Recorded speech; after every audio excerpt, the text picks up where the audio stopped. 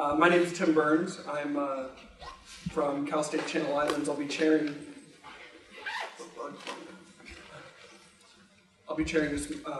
this morning's session with Jonathan Rothchild from Loyola Marymount and Jake Tuttle, also from Loyola Marymount.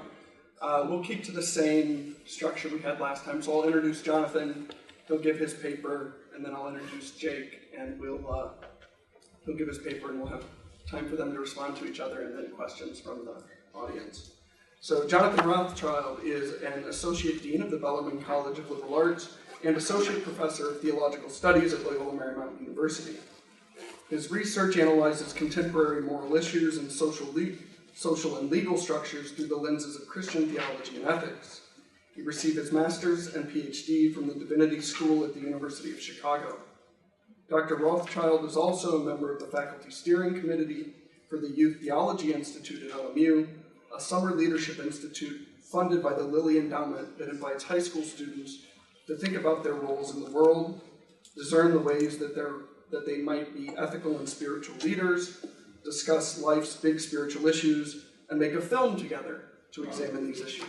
So please welcome Jonathan.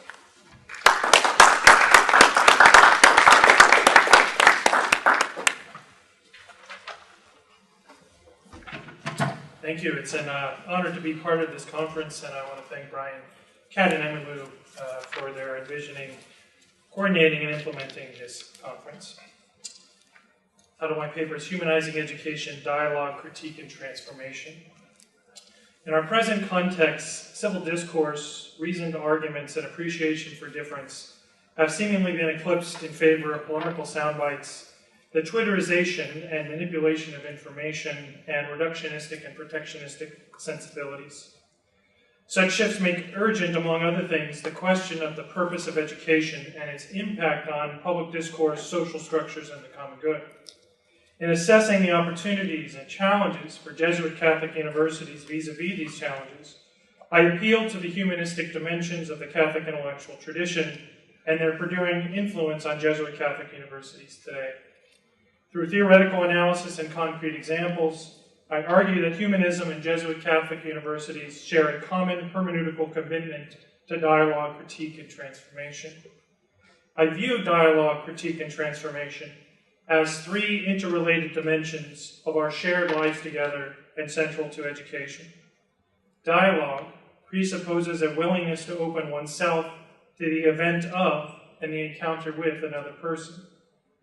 Critique arises out of and within dialogue and involves ideas, identities, and perspectives that can unsettle our visions of the world, disabuse impressions deformed by moral blindness and structures of power and privilege, and galvanize our imaginations. And transformation reflects a range of changes, from individual growth and introspection to institutional change and broader cultural shifts that result from dialogue and critique. Both humanist traditions and Jesuit Catholic universities can be catalysts for dialogue, critique, and transformation, but they must avoid the temptations to locate meanings definitively in elitist, technocratic, or ossified forms of knowledge. As political theorist Danielle Allen writes in her book, Talking to Strangers, Anxieties of Citizenship Since Brown versus Board of Education, quote, engage a stranger in conversation across a racial, ethnic, or class divide, and one gets not only an extra pair of eyes, but also an ability to see and understand parts of the world that are to oneself invisible. Wisdom about the world we currently inhabit generally can't be gotten from books, because they can't be written or read fast enough. Strangers are the best source, end quote. In advocating for dialogue, critique, and transformation, how can humanist traditions and Jesuit Catholic universities encourage us to talk to strangers? In the paper's first section, the longest section, I conceptualize and analyze the intersections between humanism, hermeneutics, and Jesuit education. I put in conversation French philosopher Paul Ricoeur, German philosopher Hans-Georg Gadamer, basic principles of Jesuit education from its origins to the recent document Educating to Fraternal Humanism, and the critical humanism of Palestinian-American post-colonial theorist Edward Said to flesh out the meanings of dialogue, critique, and transformation. In the second section, I appeal to two concrete examples at Loyola Marymount University that integrate Jesuit Catholic and humanistic values. The first is a Youth Theology Institute, or YTI, which, as you heard, is a program that brings together nearly 100 high school students from across Southern California to LMU's campus for a week of big spiritual questions, leadership training, intercultural and ethical engagement, and vocational discernment. The second is a postdoctoral fellows program, which consists of monthly seminar meetings focused on Ignatian pedagogical strategies and professional development. Though distinct in terms of their design and implementation, both programs seek to think deeply about the ways in which education must be holistic, dialogical, critical, and transformative. They affirm that a commitment to dialectical and innovative education resists the static and the regressive, stimulates human freedom, imagination, and virtue, and mediates between the particular concrete and the universal theoretical. In the paper's third section, as a conclusion, I briefly explore the ways in which Jesuit Catholic universities can become leaders in facilitating conversations between strangers. Applying the work of Catholic theologians David Tracy and M. Sean Copeland, I contend that the imagination and institutional self-awareness and responsibility can chart constructive paths forward in addressing our current challenges. So the first section, Humanism, Hermeneutics, Jesuit Education, and Critical Dialogue. Humanist approaches to education have informed Jesuit education since the establishment of the first Jesuit schools. Before engaging the humanistic strands in Jesuit education, I begin with a brief contextualization of humanism and its import for philosophical approaches to dialogue and interpretation, notably hermeneutics. The most well-known humanism was Renaissance humanism, which began in Italy in the 14th century and extended into Europe through the 16th century. Some scholars place the origins of humanism from the 9th century, and the epistemological, axiological, and ethical sensibilities of humanists differed, in part, predicated on their intellectual, cultural, and political context. So I do not here pursue a comprehensive definition of humanism, in part because due to the capaciousness of the term and its diverse historical manifestations. My objective is more modest, simply to identify some general features of humanism that include the following. 1, the centrality of words and text in the rediscovery, interpretation, and renewal of ancient Greek and Roman text.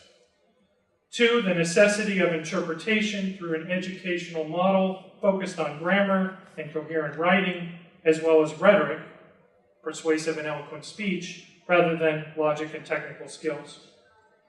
3, a commitment to dialectical and innovative interpretation by means of a quest for the saturation of meaning, a resistance to the static and the regressive, a critical openness to new readings and their emergent possibilities, and a mediation between the particular and concrete and the universal theoretical.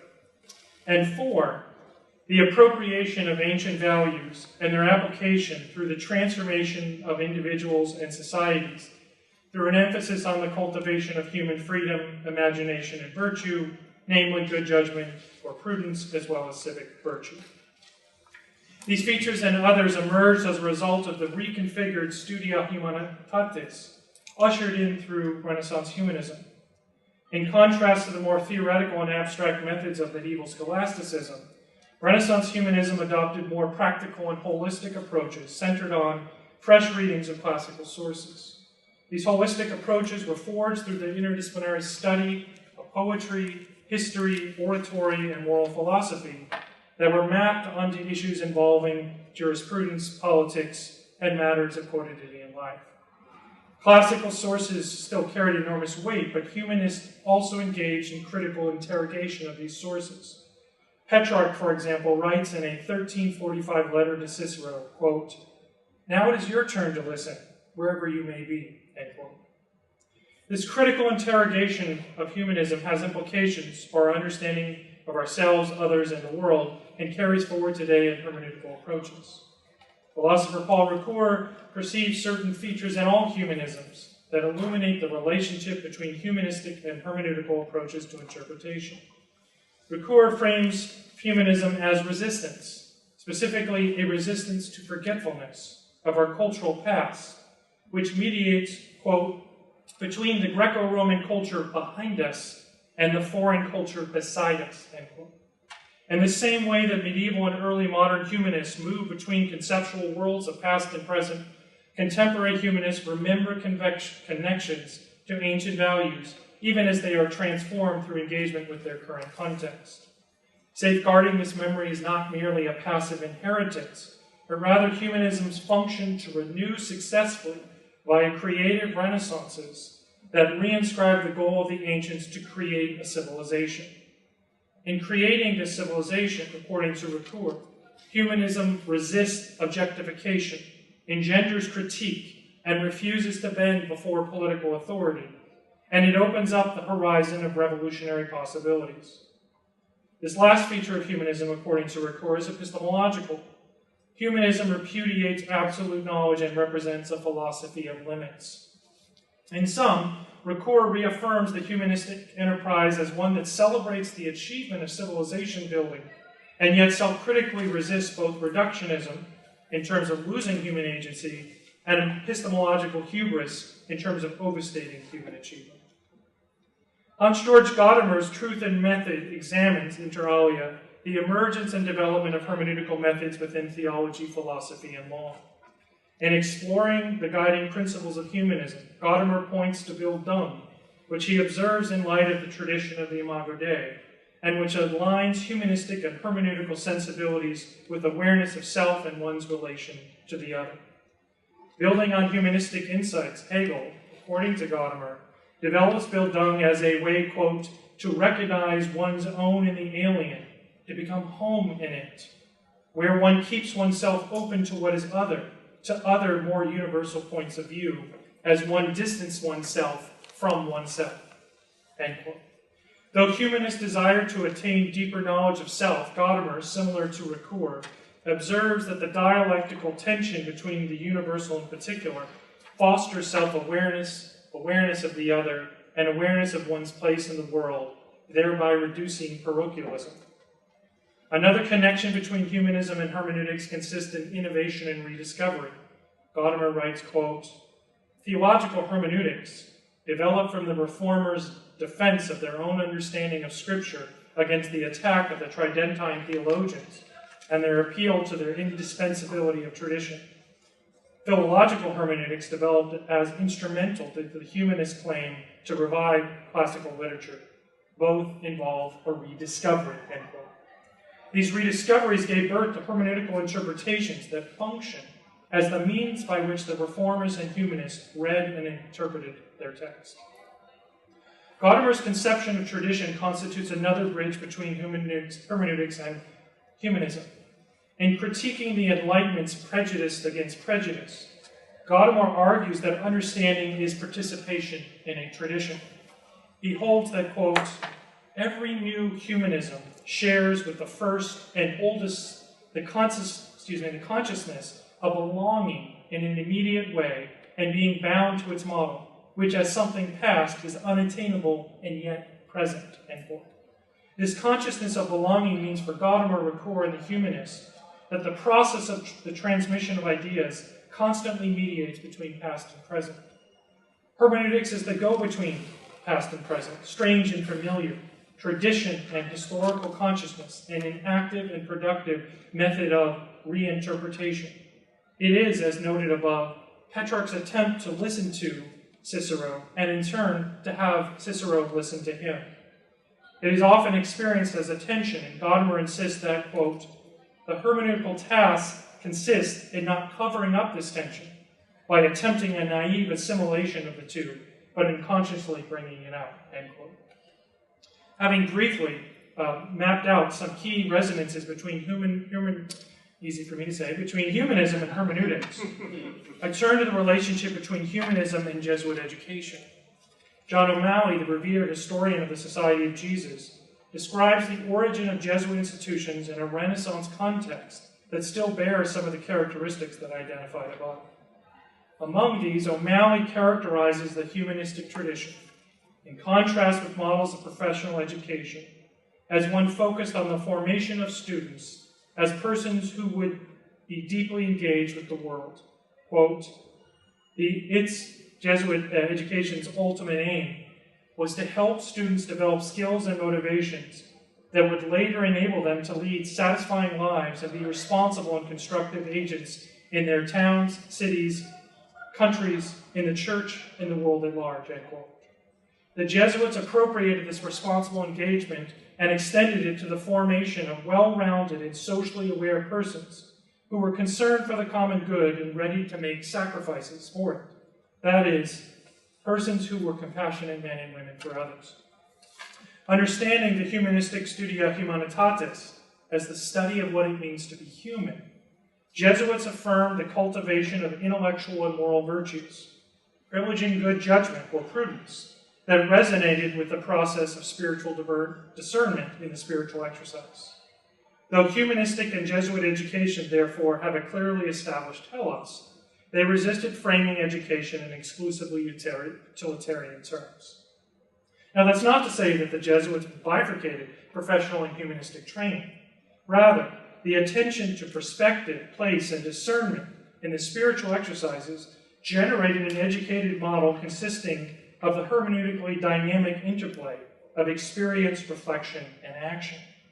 In contrast with educational models that privilege logic and pure rationality, Jesuit pedagogy connected with the experiential aspects, which value the context of learning and the world of the student, including his or her own socioeconomic, political, and cultural context, as well as the integration of cognitive understanding and affective responses.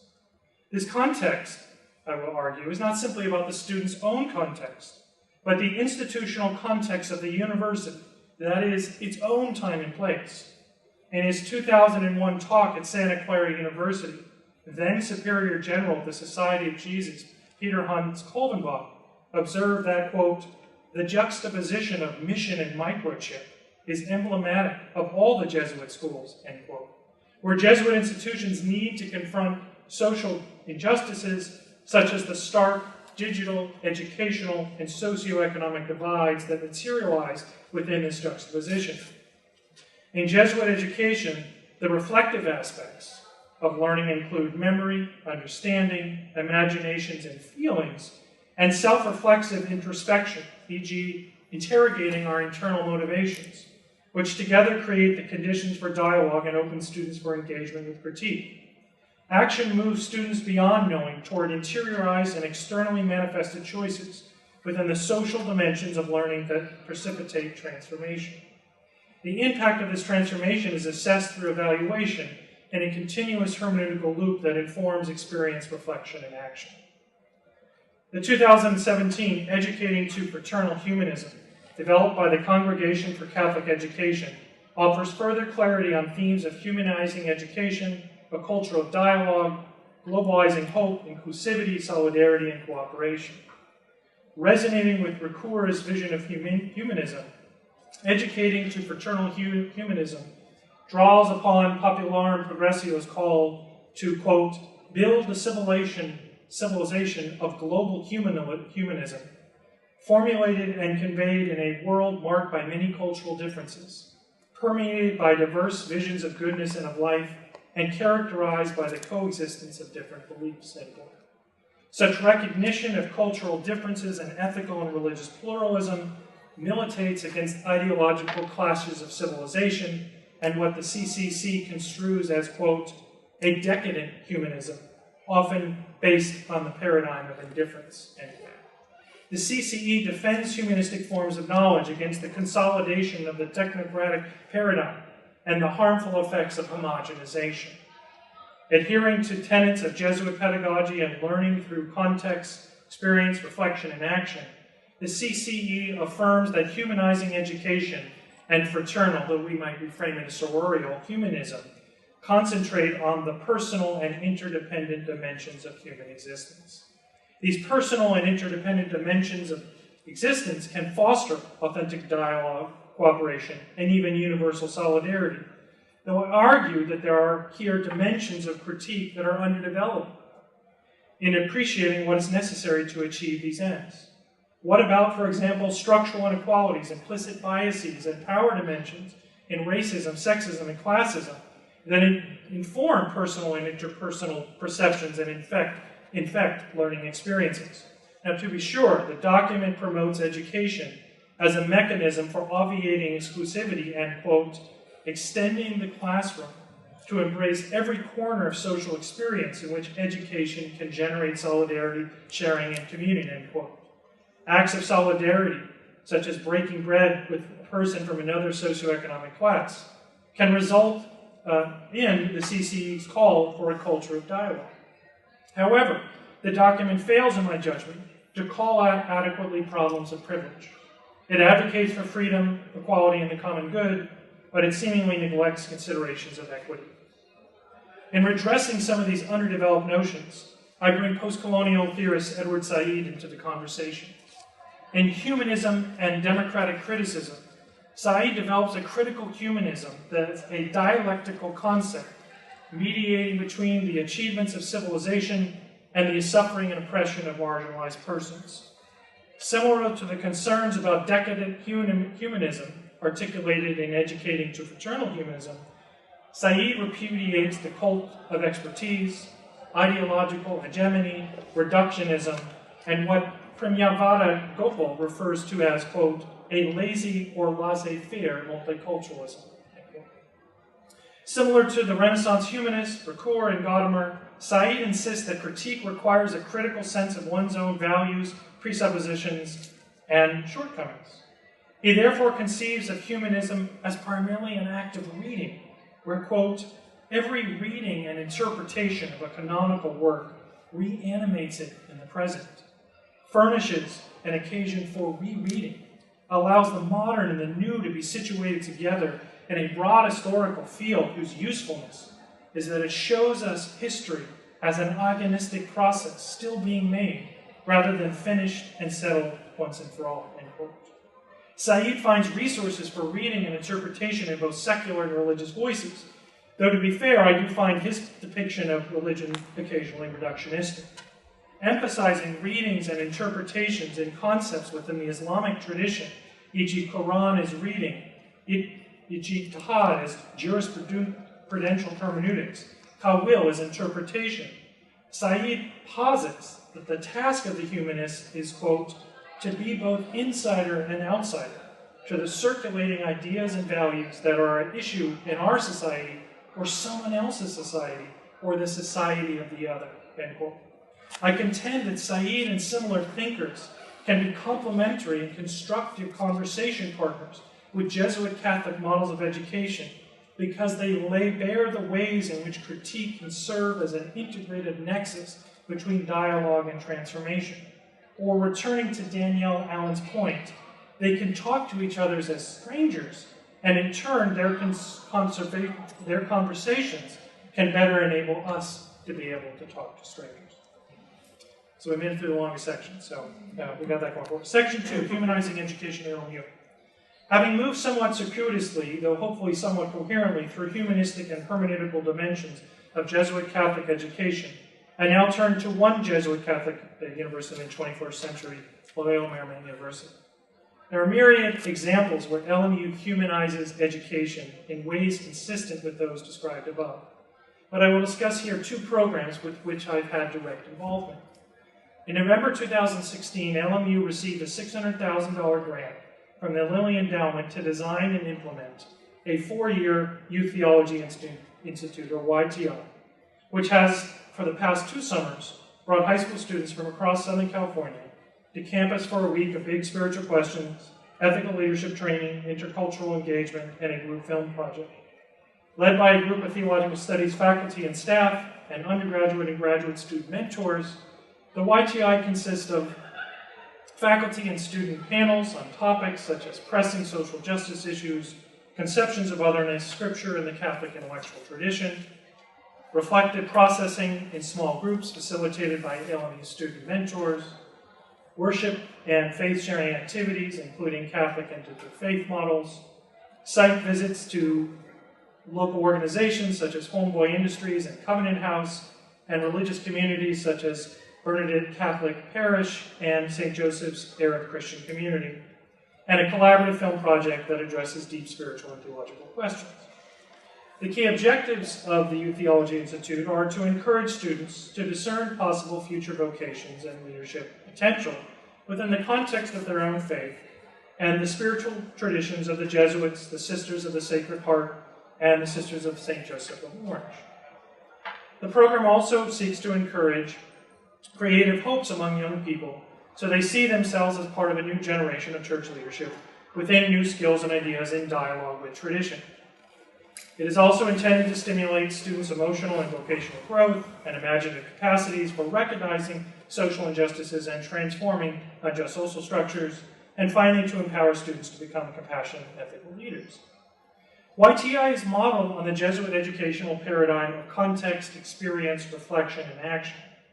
One of the virtues of the YTI program is that it encourages high school students to talk to strangers. Through intentionally configured small groups that cut across racial, ethnic, and socioeconomic lines, participants are invited to enter into diverse contexts and experiences of others and to reflect on their shared values amidst divergent life experiences. In one of our post-YTI assessment surveys, one student anonymously commented, quote, "This was the first positive experience I've ever had with a white person before," end quote. During the site visits, the intention is to engage in meaningful dialogue, listening, for example, to the story of a homie at Homeboy Industries, and not to engage in voyeuristic or passive and indifferent interaction. Critique is also a component of the experience, where students attempt to unpack the social structures that exacerbate injustices and inequities. Equally important, students begin to become aware of the ways in which they may be complicit in such injustices.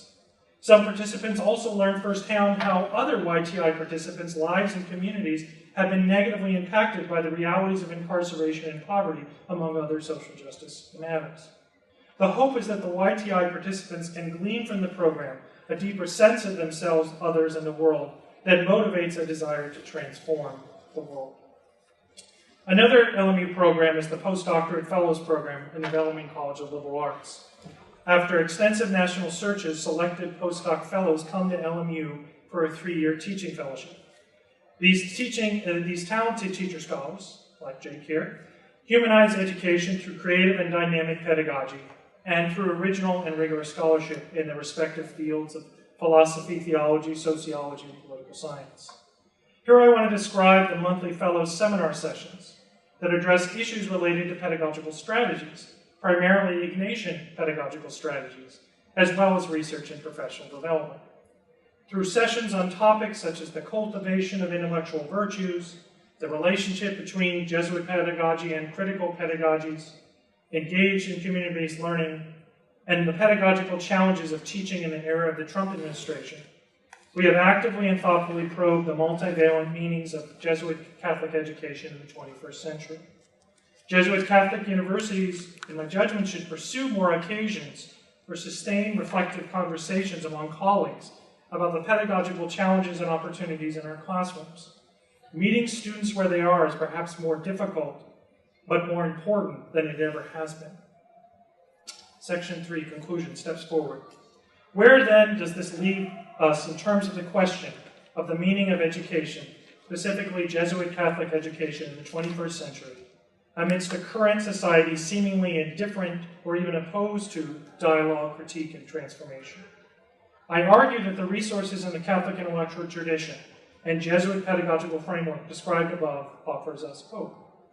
As noted, Renaissance humanism and Jesuit education valued the imagination, which does not attenuate rational capacities and cognitive processes, but rather roots learning in context, affective feelings, and interpersonal relationships. Imagination, whether expressed in the university in terms of the aesthetical, historical, scientific, moral, theological, sociological, among others, imaginations, empowers us to think hermeneutically and enter into the dialogue with others. As Catholic theologian David Tracy explains, the analogical imagination underlies and facilitates interreligious dialogue. Quote, but any such hope for interreligious dialogue demands 3 elements. A self-respect, which includes, of course, a respect for, even a reverence for one's own tradition or way. A self-exposure to the other as other. and a willingness to risk all in the questioning inquiry that constitutes the dialogue itself. In that sense, a theologian enters the Buddhist-Christian dialogue not as a cultural anthropologist, or even as a philosopher, but as a committed Christian theologian, end quote. I find Tracy's picture compelling here because it incorporates coherently our three dimensions of dialogue, an awareness of self and one's tradition, and a willingness to talk to the stranger, critique, exposure to the other as other, and transformation, willingness to risk all in the dialogue. Any university, of course, informed by humanism, would support the cultivation of practices that involve these three elements.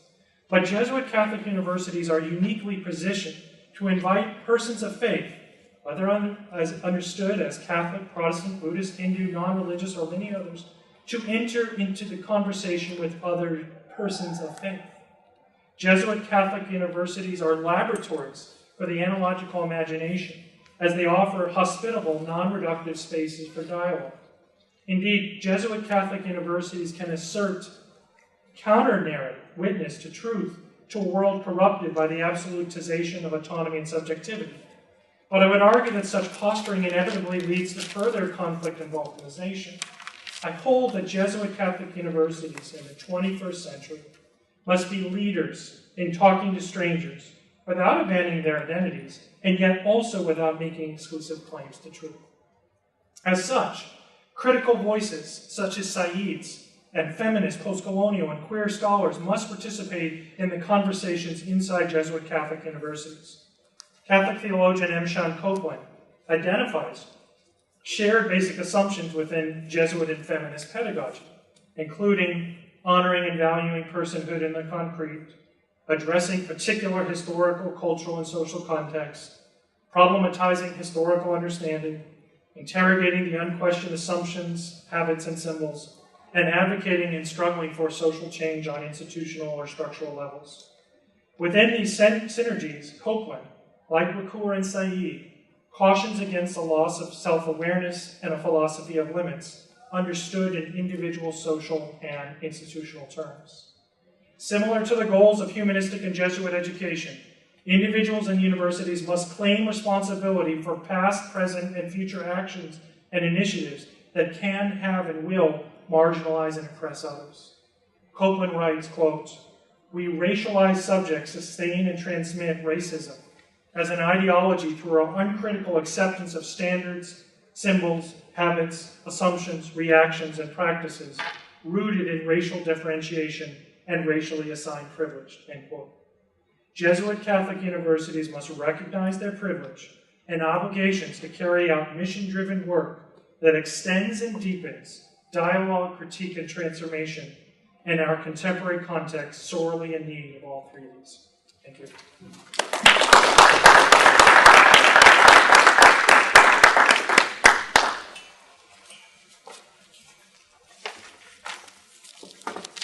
Our second speaker in this morning's session is Jacob Tuttle from Loyola Marymount University, who'll be giving a paper entitled Intellectual Virtue in Ignatian Education.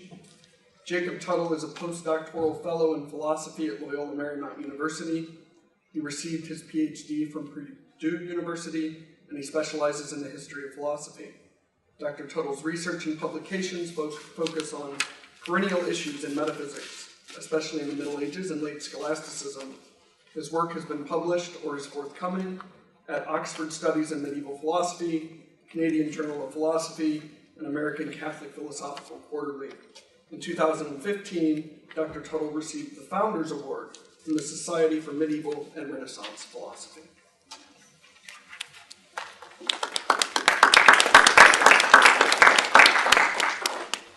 I've got handouts for you. There are two separate handouts, and I think and hope that there will be enough for each of you.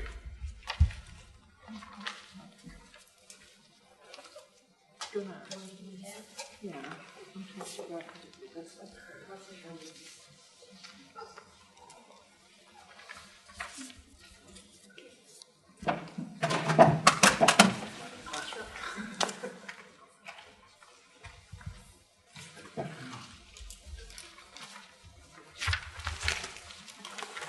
So one of these handouts is kind of a 17th century Jesuit report card, which I'll talk about in a minute.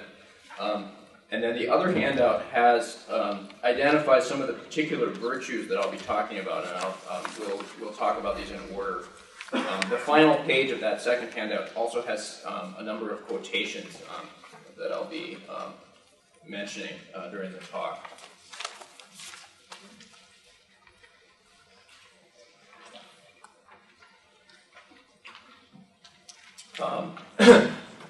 So in my time on the academic job market, I've had the opportunity to read and reflect upon the mission statements of dozens of Catholic colleges and universities.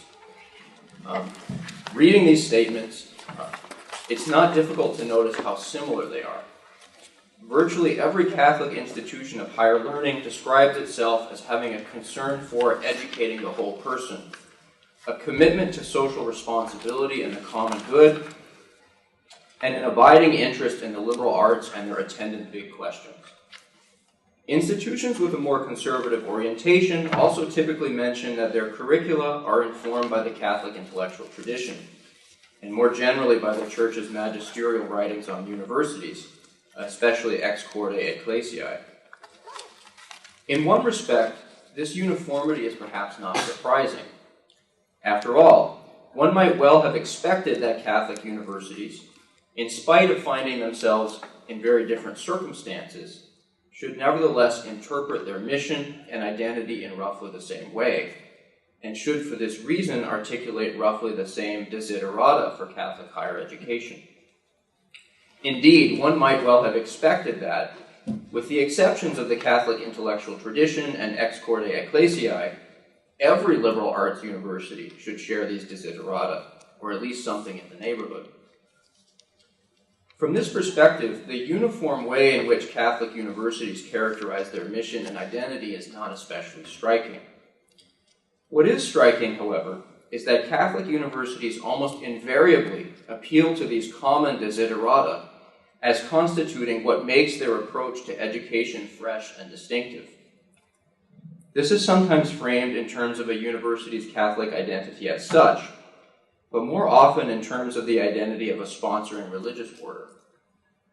We are told that, in keeping with a university's Jesuit, or Franciscan, or Dominican, or Augustinian background, the university is especially concerned with social justice and with the development of the entire person. Although the point is never quite put in this way, it's almost as if these universities think that, because of their Jesuit, or Franciscan, or Dominican, or Augustinian character, they've cornered the market on social justice, or on whole person education, or even on the liberal arts. As one colleague at another Catholic university put it to me, quote, "We are committed to being distinctive in exactly the same way as every other liberal arts university is distinctive," end quote. This confusion about what might distinguish Catholic universities has also been borne out in my interviews with these institutions. One question that I routinely ask hiring committees is how they understand what's distinctive about the mission of their institution and how they view their own department as contributing to that mission. At one Jesuit school, the hiring committee said that their university's mission just is liberal arts education, and that their department contributes to that mission via their own disciplinary expertise. And in a recent interview at a Benedictine school, a committee member answered the same question by appealing to the physical arrangement of faculty offices in the liberal arts building. With all this in mind, one might well wonder whether there really is anything distinctive about Catholic liberal arts education, or whether a university's sponsorship by a particular religious order can contribute anything meaningful to its mission. I believe that the answer to both of these questions is yes, and that we'll be in a better position to appreciate why this is so by considering the role of intellectual virtue in Catholic liberal arts education. Although I plan to make a few remarks about how intellectual virtue informs Catholic liberal arts education in general, my emphasis here will be on how the intellectual virtues emphasized by sponsoring religious orders make unique contributions to Catholic liberal arts education. In order to keep this project manageable, I'll focus my attention here on the distinctive characteristics of Jesuit universities. Even so, I expect that this case study will provide a kind of template for understanding the unique contributions of other orders as well. The talk has two primary objectives. First, I'll argue that the concepts and vocabulary of eudaimonia, or human flourishing, and intellectual virtue can help to clarify some of the most important themes and emphases of the Ignatian educational tradition. These themes and emphases include attention to experience, vocational discernment, magis, humane learning and development of the whole person, or cura personalis, evangelism, service and justice, and eloquentia perfecta. Second, and more ambitiously, I'll argue that this virtue-theoretic way of understanding the Ignatian educational tradition can also help us to appreciate how the distinctive charisms of the Society of Jesus inform the aims of Jesuit education. Although this talk will make use of my own disciplinary expertise in philosophy, it's ultimately aimed at anyone with an interest in Catholic education, so I'm planning to keep it as non-technical as possible. So I'm going to start with a brief introduction to eudaimonia and intellectual virtue. Because my analysis of the distinctive features of Jesuit education focuses on the notion of intellectual virtue, I want to begin by briefly clarifying how I understand this term. However, in order to do this, it will be helpful to make a few remarks about virtue more generally. In popular usage, virtue is used to signify moral goodness or righteousness. When we say that someone is virtuous or a person of virtue, we mean that she is a person of good character. However, virtue also functions as a technical term in several branches of philosophy, most notably in ethics, but also in epistemology and sometimes in aesthetics. Although virtue is understood in different ways by philosophers with different theoretical commitments, here I'm going to be presupposing a eudaimonistic conception of virtue. This conception of virtue understands it in terms of the Greek notion of eudaimonia, which can be roughly translated as human flourishing or human well-being. On this sort of view, a virtue is a trait or characteristic that somehow contributes to the flourishing or well-being of the person who has that trait or characteristic. It's worth emphasizing that on a eudaimonistic conception of virtue, such traits need not necessarily be distinctively moral, in the sense that they need not be the sorts of traits that would make a person's character morally good or righteous.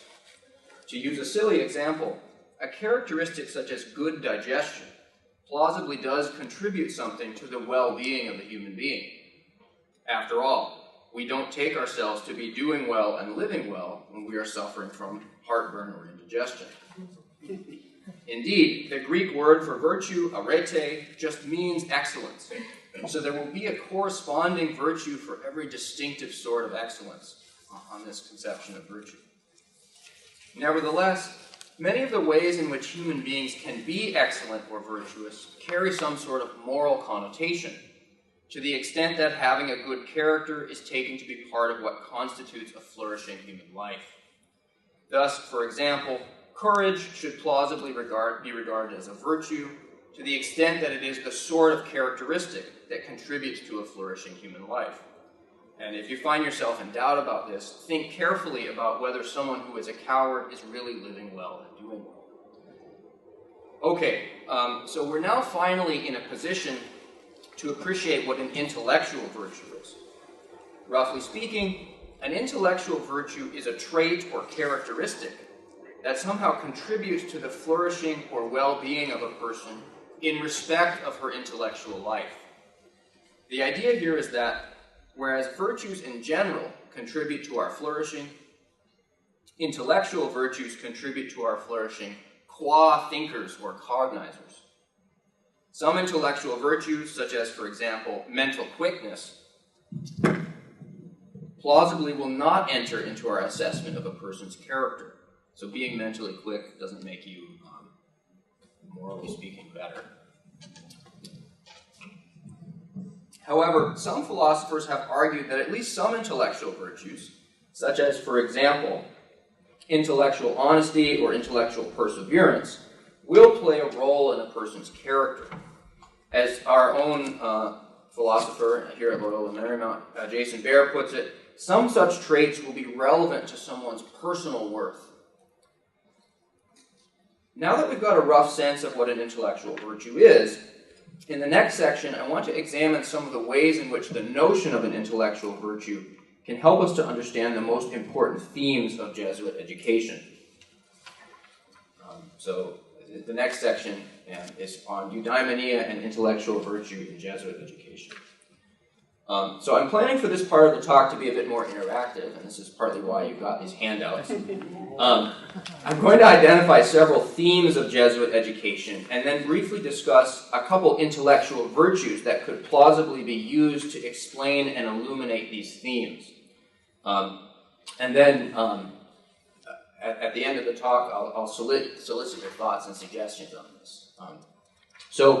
One theme that's important in the Ignatian educational tradition is the theme of attention to experience. And so we're now onto the part in the handout where you can sort of follow along with the themes and virtues. So like all Christian religious orders, the Society of Jesus values prayer, meditation, and contemplation. However, one distinctive aspect of Jesuit spirituality is its emphasis on attention to experience, both one's own experience and the experience of others.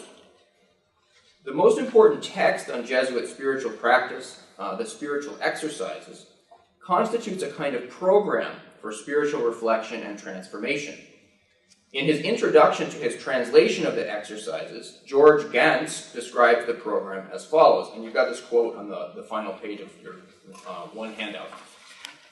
The purpose of the exercises is to help one, first, to discard disordered attachments, and second, through this means to order one's life toward God without coming to a decision from some disordered attachment pleasing more to self than to God, end quote. One of the primary strategies prescribed for doing this is to reflect deeply on one's own individual experience. This is sometimes described in terms of our experience of consolation and desolation, as well as on the experience of the person of Christ. Many of the individual exercises involve doing this in one way or another. So I suggest here two intellectual virtues that seem like they might be relevant to this theme of Ignatian education. And one is self-awareness or mindfulness. So there's a kind of a literature now in philosophy, in the intellectual virtues literature on self-awareness or mindfulness. And another virtue that seems relevant would be intellectual charity or open-mindedness. And this would be something like the ability to, or the habit of regarding the views of other and the testimony of other people in a charitable way. Another important theme in Jesuit education is the theme of vocational discernment.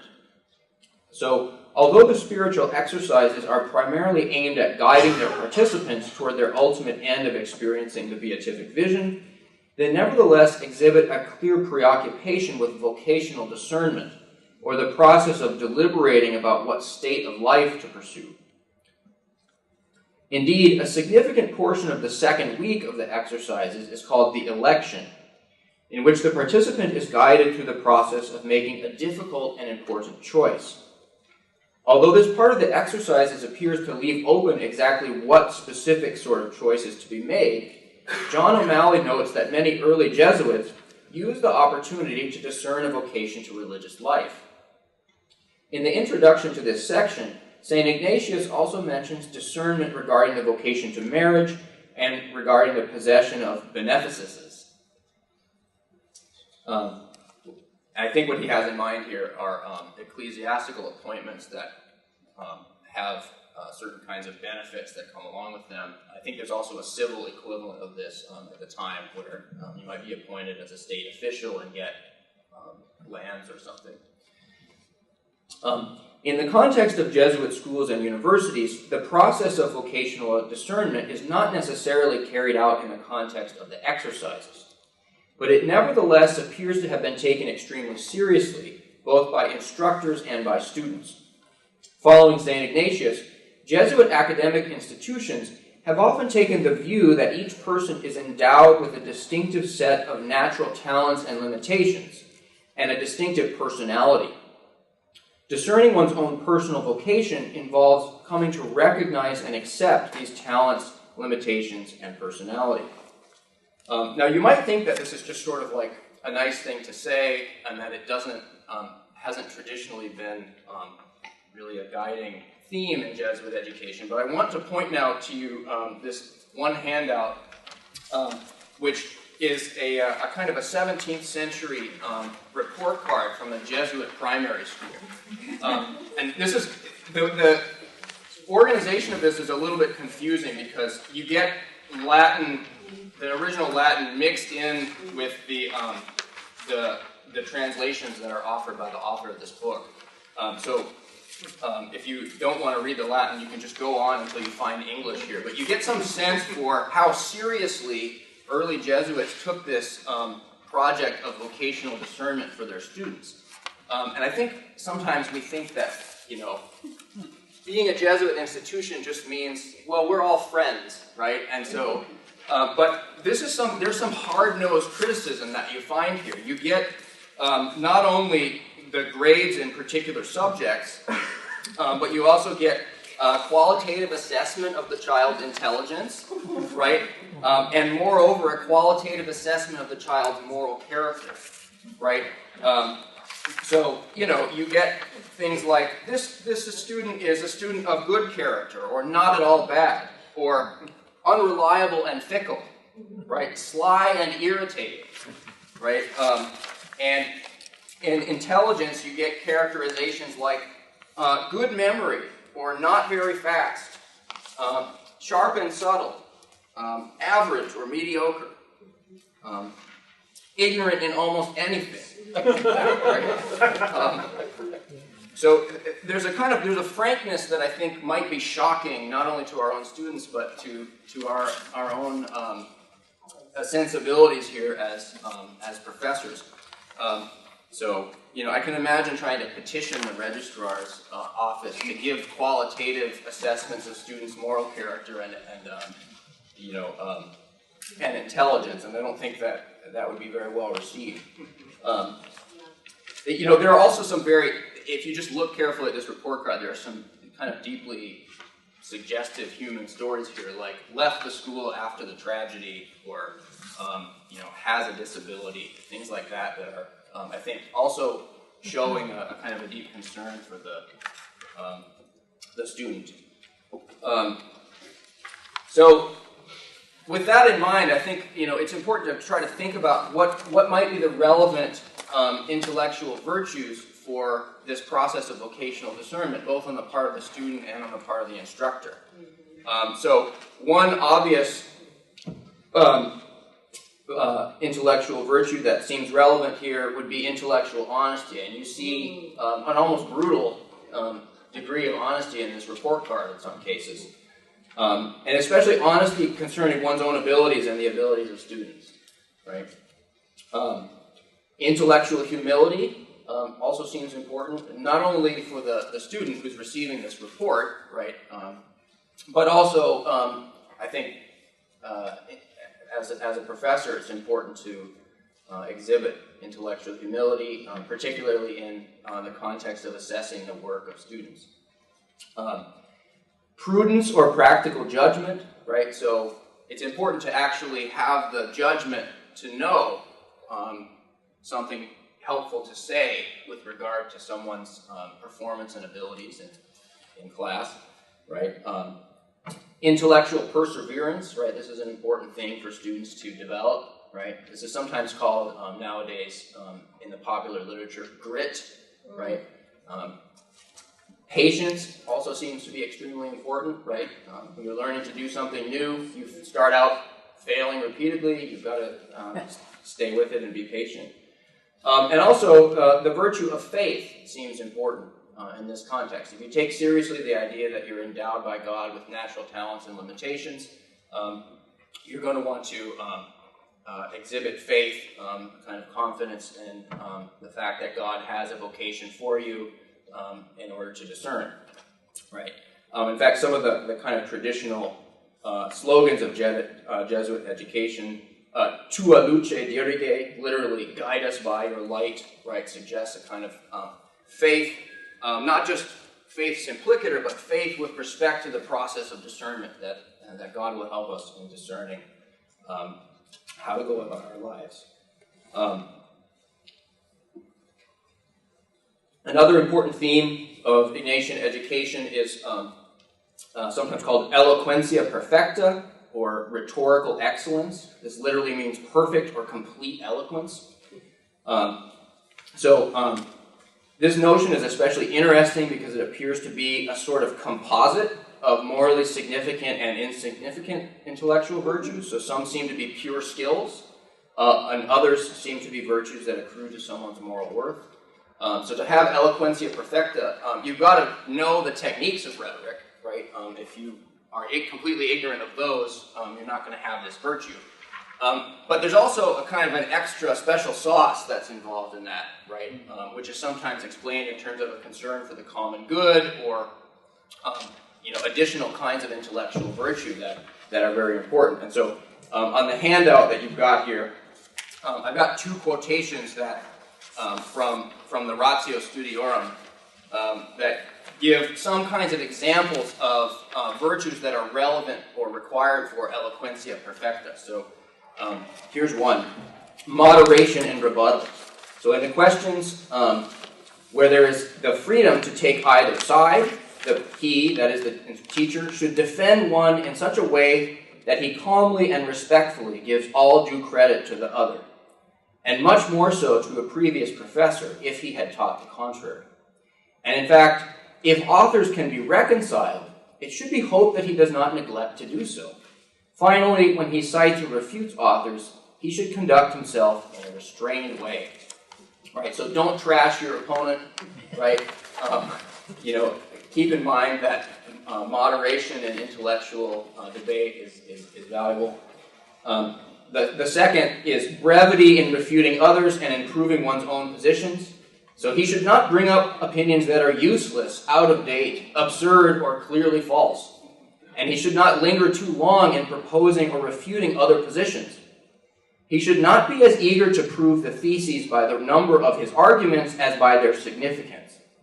He should not digress to irrelevant material, nor should he treat some of his topics more extensively than the matter demands, or some in the wrong place. He should not pile up possible objections, but he should briefly raise the strongest of them, unless their refutation is easily apparent when the underlying principles have been mentioned.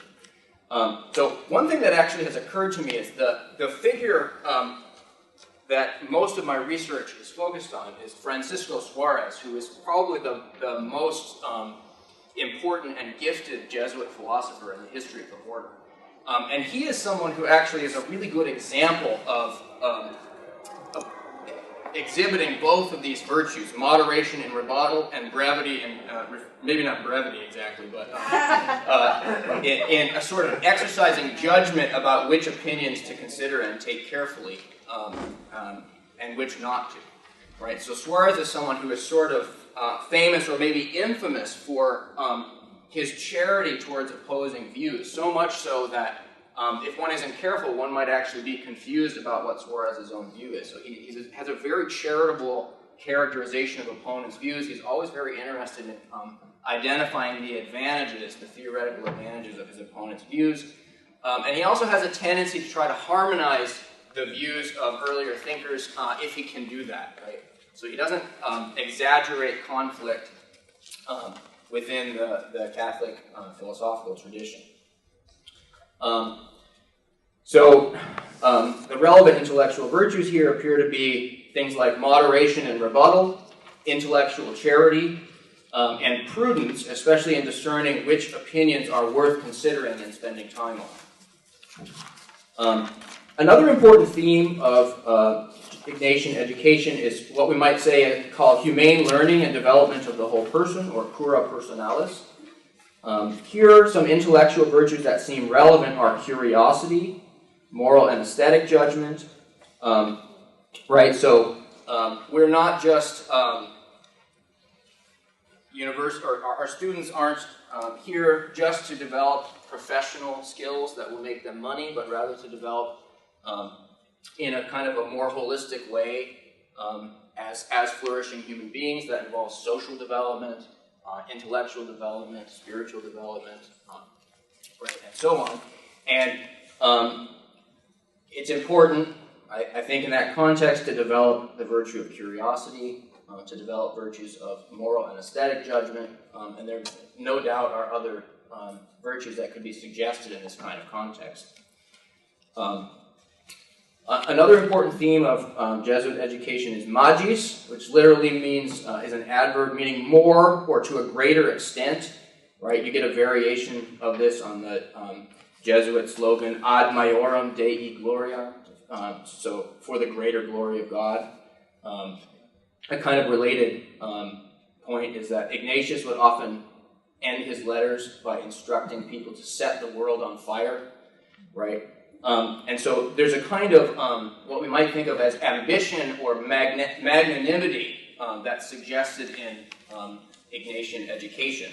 And so one relevant intellectual virtue might be, I guess, what we might think of as intellectual magnanimity. Magnanimity is a kind of a well-known virtue in classical times. Aristotle says that the magnanimous person is sort of characterized by two features. One is that he has sort of the right attitude towards honor. He seeks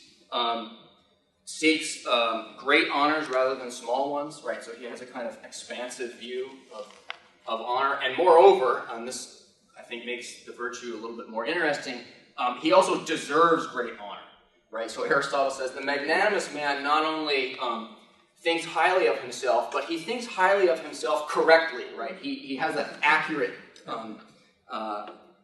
conception of his own worth and value in his polis or community.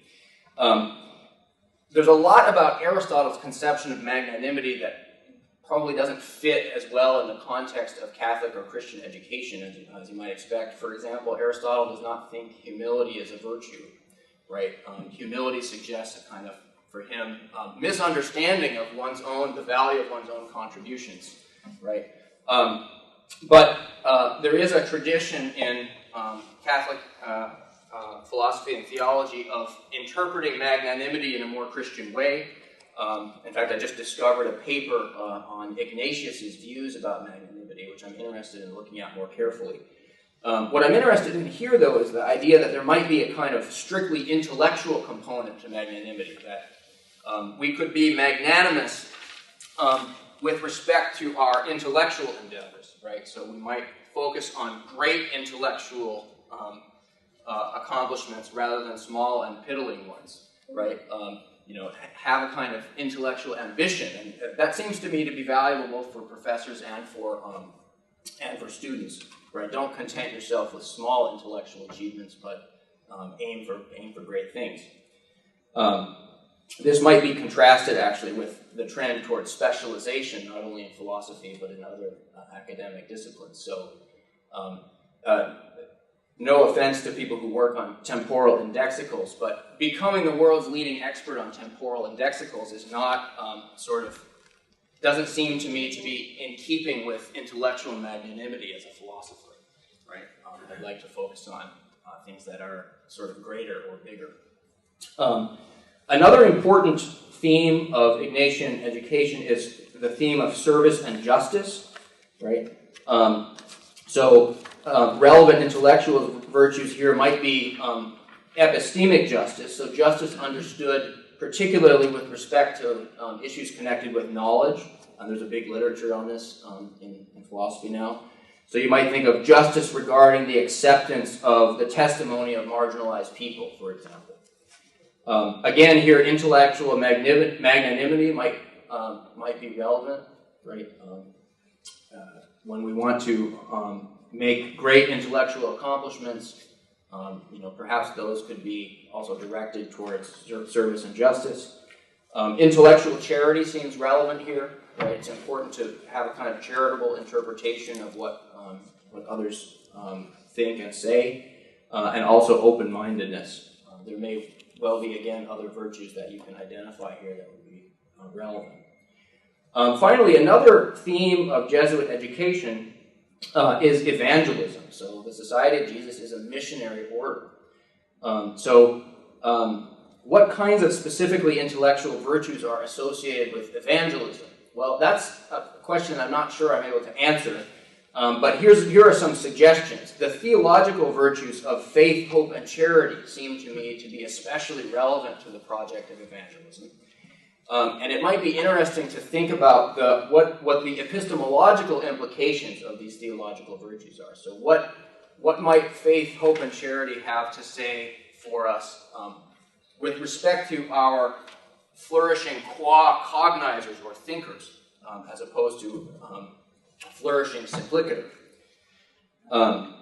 So these are the sort of the main themes I take it traditionally in Jesuit education, and I've been attempting now to explain or clarify those themes in terms of intellectual virtue. You might wonder what is distinctively Catholic about this, right? So you can believe in virtue and intellectual virtue and have an account of virtue and intellectual virtue outside the context of Catholicism, and in fact, in contemporary philosophy, many people who are virtue theorists are not Catholic or not even theists. But where I think that this closely connects with Catholicism specifically is that any account of virtue is, at least any eudaimonistic account of virtue, is going to have to also presuppose some account of what the human good is, right? And that's what I think makes this kind of Jesuit interpretation of intellectual virtue in higher education, specifically Catholic, is this Jesuit view about what human flourishing is going to be informed by the Catholic intellectual tradition about what a human being is and what the end of human beings is. I focused here on intellectual virtue in institutions that are sponsored by the Society of Jesus specifically, but I also think that what I've said, or the approach that I've taken, can be understood as a kind of model or recipe for clarifying and understanding what's distinctive about academic institutions that are sponsored by other orders as well. So the recipe is try to identify what specific charisms that order brings to education, and then explain those charisms in terms of intellectual virtues, where those intellectual virtues are informed by the Catholic conception of the human person and the human good. So I think that's kind of a recipe that could be followed for other orders as well. One final point, the first speaker had some things to say about values, and how values talk seemed to him to be somewhat vacuous. As a kind of a bumper sticker, I would like to say, instead of values, we could say virtues. So the bumper sticker would be virtues, not values, right? That's what I would like us to focus on in Catholic higher education. Okay, so we've got some time left for questions or comments, and I will sit down and we can discuss. So we'll let Jake rest his voice for a minute and start with some question and response from Jonathan. Great. Thanks, Jake. That was really rich things to think about. Let me see if I can make an analogy, a philosophical one, so I'm on thin ice here. Some readings of Aristotle's conception of virtue and the Nicomachean Ethics point to a certain secularity in that what is virtue? Well, it's sort of the person of practical wisdom modeling it. Who's the person of practical wisdom? They model virtue. So is that a little bit similar to some of the things that you're sort of referencing, in that this is distinctively a Catholic university, but it's distinctive in the same way that non-Catholic universities might be? Or how do we know, how can we look at, do we know something might be different, or there's a claim that there's something different? How do we make sense of it? So I think, and you can tell me if this is the kind of thing that you have in mind, but there's a debate in and I'm not an expert in virtue theory, so a little bit on thin ice too, but there's a debate in contemporary virtue theory that's sometimes referred to as the virtue wars. And the idea here is that people have noticed that what the list of habits that we would identify as virtues and that people in other times and places have identified as virtues has differed considerably. And that list, and not only the list, but how we understand the particular virtues on the list, seems to be informed in a really deep way by the culture and civilization of the people who drew up the list. Right? So Aristotle doesn't think humility is a virtue. Medieval Christians did. And there are a lot of examples that are like that. And so part of what's going on in the virtue wars is that people are concerned that the notion of a virtue is kind of lack specification, and that any attempt to specify it is just going to be relative to a culture or something like that. And my talk is not really meant to solve that problem so much as to identify a particular dialectical option that could be proposed as a solution to the problem. Right? And so I think having a kind of a clear conception of what the Catholic intellectual tradition tells us about human nature and the human good allows us to precisely articulate one conception of a virtuous life, and in particular, of particular relevance here, one conception of intellectual virtue. Right? It allows us to draw up a particular list and a particular way of understanding the items on that list. Now, that doesn't solve all the philosophical problems. It doesn't overcome alternative accounts in the virtue wars. But I think it's a kind of a first step because it allows us to precisely articulate what a Catholic university might say about our flourishing qua cognizers or thinkers. Is that the sort of thing that you had in mind? Thank you. And Jake, did you have comment to make on John's before we open it up, or should we? I'm not sure that I have any specific comments, so maybe I'll yield the floor to people who are more informed and better able to ask something. We'll start with Anna. You had your hand. Hey, Jacob, thank you. I've been looking forward to this talk of yours for years. Okay. In fact, I found it very satisfying. So in all sincerity, I thank you. I'll tell you, one of the things that floated to the top of my mind as you were speaking is something like the following.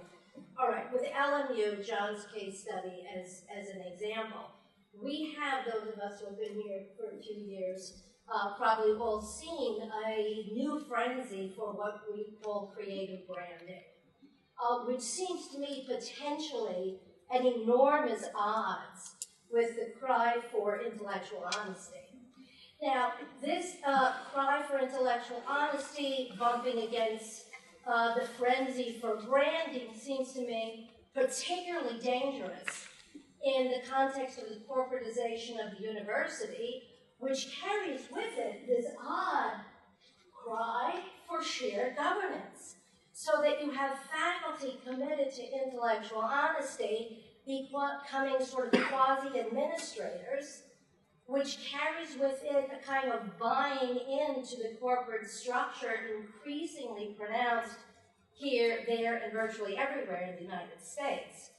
Okay, so that problem between, or I think it's a problem between this devotion to branding on the one hand and on the other to intellectual honesty precisely when there's enormous slippage between faculty and administrator being supported by claims to shared governance on the one hand. On the other, it seems to me that the kind of virtues that you are associating with the Jesuit University are particularly vulnerable when the kind of characterization you offer here, you speak to here, conversation emphasizes charity and moderation, which of course benefits those who are in power more than people crying out to be heard for change. So I'm wondering again, speaking to LMU particularly, because it's the only university I really know, and in light of John Rothschild's suggestion that we look at our own home as a model, what you think about these concerns that kind of drifted out as you were speaking. Yeah, so I think there are a couple things that I can say. I don't really have a lot to say about shared governance. I don't feel like I have a sophisticated... No, you haven't been invited to participate. Shared but not with everyone. So regarding like marketing and branding, I do think, and this is sort of relevant to some of the things I said earlier in my talk, that the distinctive characteristics of Jesuit education have, in many Jesuit institutions, have been blunted to the point where people don't really understand what's different about Jesuit institutions. And part of the aim of this talk is to try to identify in a way that is really informed what Jesuit universities have to offer that would distinguish them from other universities and other Catholic universities. And I think we can do that without adopting a kind of a negative view of other Catholic universities. Part of the project that I have in mind here is that they have their own charisms, right? You know, you don't hear the Jesuits on campus trashing other orders, right? They've got their own things to contribute to the church, you know, I think we can acknowledge that. But it's nice to be able to identify what's distinctive about this approach to education, and I'm hoping that I've gone some way towards doing that. One thing that you said that I think is really interesting is you might think that this emphasis on intellectual charity has a tendency to favor people who are already privileged and have positions of power. And I'm inclined to think that we probably shouldn't think that way about intellectual charity, especially given that we're supposed to also be emphasizing other virtues that help us to reflect on the position of marginalized people. And so if we're employing intellectual charity genuinely as a genuine virtue, I don't think it's going to end up further marginalizing people, but on the contrary, it's going to lead to productive dialogue, and so it's you know, the manifestation of virtue is not going to lead to injustice, for example. But it's important to keep in mind the other virtues that I mentioned, virtues like epistemic justice. I think in some ways follow up to this, but when you were talking about distinctives of a Catholic education, I used my little technology and looked up distinctive. Because it means characteristic of, and therefore serving to distinguish from other. And as a professor, I'm more concerned with the characteristic of than distinguishing from others. And so I would say, in as much as I exemplify these virtues, and I hope I exemplify some of them to a considerable degree, I learned them as an undergraduate at a college that was founded by the Society of Friends at Quaker College. And so I would say that those virtues were distinctive of that institution in the sense of characteristic of, but perhaps not distinguishing from. And so it's this branding, it's this desire to say, and this makes us different from, that gets something in my cry, you know, like, no, you know, I only care in the sense of the modest that I do this well. And in as much as other kinds of institutions also exemplify these things, how great is that? But I understand that, you know, for our institutional advancement and our admissions offices need to tell another story. I get that, but I don't care about that. But I also want to say, so that I particularly appreciated in your talk then when you were talking about Sean Copeland talking about feminist and Ignatian pedagogy and being able to say, yes, you know, this is distinctive, the emphasis on experience, for example, is distinctive of Jesuit education. And it's distinctive of feminist pedagogy as well. And so not to sense that, you know, either or, but different practices can exemplify these same things. Any other questions? Connor.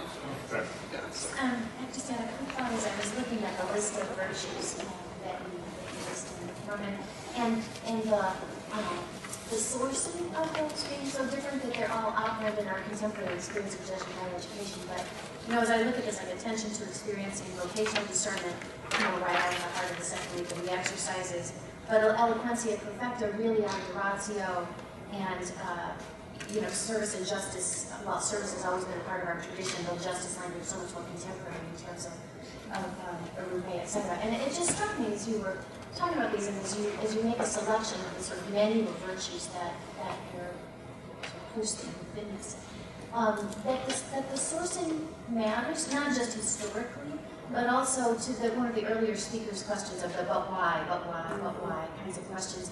And so, yes, core personalis or personal care for someone matters, but it matters because of the modern day. It matters because we're digging deeper on that. And it seems to me that getting down to a couple of subterranean levels on some of those to the sourced virtue makes them stronger. Now, it doesn't necessarily make them specifically Ignatian, but I was reminded as you were talking about a long ago faculty member, decades ago, that said to me one time, well, no, we're always so worried about being distinctive, and what will make us distinctive is truly making good on basically the mission proposition that we set forth, that living mission in Christ. So it seems to me that, I guess my worry would be that the collection of virtues can look like it's taking from multiple places, maybe personalis from the, just post-World War II moment in Jesuit formation, and all that kind of stuff. But to source them down a little bit makes them stronger and ties them together a little bit more in an infrastructure of virtue. So it's an interesting mix. Yeah, no, I think that's a really good point. One thing that I would like to do if I develop this talk a little bit further is to more carefully identify what St. Ignatius and other early Jesuits had to say about the Catholic conception of the human person and the human good, and try to identify how their views about education were informed by that. I think we have time for at least one more. Connor? I think sort of moves and cross purposes perhaps what Cedric's just asking, but I was thinking of Jacob's presentation of these virtues as drawing on what is characteristic of Jesuit education. And I was also thinking, Jonathan, about your presentation of somewhat distinctive form of humanism in the Jesuit tradition. And I wonder if you have some additional virtues, intellectual virtues, that you think would add to this list in the service of that vision for humanism. I think the conception of some kind of mindfulness, I know you mentioned that, but I like that as something that expresses sort of an orientation to the world in ways that, of course, others could as well. But I find that to be something connected to this idea of formation, transformation, of how one understands oneself, and one's relation to other. I don't know if I would necessarily add, but I would highlight prudence, and then I would also the intellectual charity. The talking to strangers, I think, requires that both humility and charity in order to enter into it. So I found a number of those virtues resonating with some of the things I was considering in the paper. I don't know where or which virtue necessarily maps onto that openness to critique. Would that be humility? Would it be an openness? It might be more than one. I mean, I think in many cases these themes are, I think, associated with a kind of a complex of virtues, right? I mean, I think eloquentia perfecta is a good example. It includes different kinds of virtues, right? Some are just skills. Others involve kind of moral character, right? And so I think that these themes of Jesuit education are complicated in that they appeal to many different virtues from the Catholic tradition. And one last question up here. Yeah, I think then we'll have to close. Yeah, I'm sorry, already. I was asking where the dialogue and critique and transformation meet among the different charism, because you specifically said about the Jesuit education. Now, is there a point where the other charisms enter into Catholic education? So do you have in mind the charisms of other orders? Yes. So I mean, I'm inclined to think that, if we did follow this kind of model for other orders as well, we would see some overlap, right? I mean, there is something common to all Catholic education, right? And I think we would also expect to find that people in, say, a Benedictine college would welcome the exhibition of these virtues that we've talked about here. It's just that they might emphasize somewhat different virtues. They might emphasize hospitality more, right, or tradition more, for example. So I don't know if does that help to... Just right on down the floor in the corner there's a CSJ, Center for Reconciliation and Justice. And so I think a place like LMU is informed by multiple religious charisms, multiple traditions, and seeing how I think you could map something like dialogue, critique, transformation in the pursuit of justice and reconciliation. Thank you. I think we need to, if we're going to get to lunch on time, which I'm sure is important to all of us, thank our speakers, and we can continue the conversation at lunch.